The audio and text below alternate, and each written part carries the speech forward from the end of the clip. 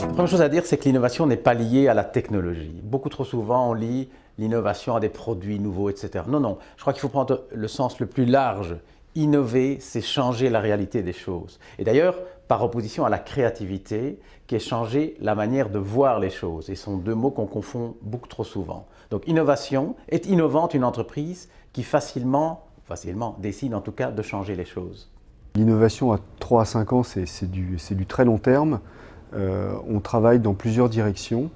La première, c'est vraiment la simplification pour les consommateurs de l'utilisation des produits, des services et des contenus.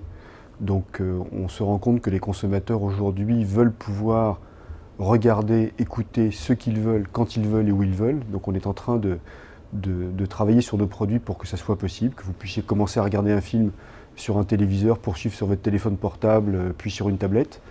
Et puis la deuxième grande innovation que l'on prépare, après la 3D, c'est l'image plus qu'en 3 dimensions, c'est un petit peu un type d'hologramme. On a présenté un prototype où l'image n'est plus sur un écran plat, mais l'image est vraiment en relief et en volume. On peut se tourner autour de l'image et voir un objet. Donc vous pouvez imaginer que dans quelques années, votre film ne sera plus projeté sur un écran de télévision ou sur un écran classique, mais vous aurez vraiment des décors, la scène et les personnages qui viendront s'installer au milieu de votre salon.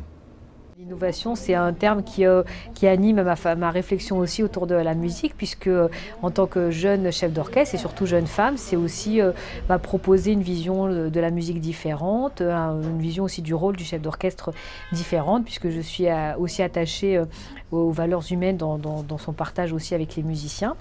Et puis c'est aussi donner une place importante aussi aux femmes dans le milieu de la musique symphonique, puisque l'orchestre est encore un monde très masculin, donc de permettre aussi à des femmes de pouvoir intégrer les orchestres, et notamment sur des pupitres d'instruments qui habituellement sont plutôt réservés aux hommes et qui sont plutôt faits par les hommes. Donc c'est vrai que pour moi c'est important aussi d'apporter cette nouvelle dimension dans la musique et notamment dans le milieu de l'orchestre.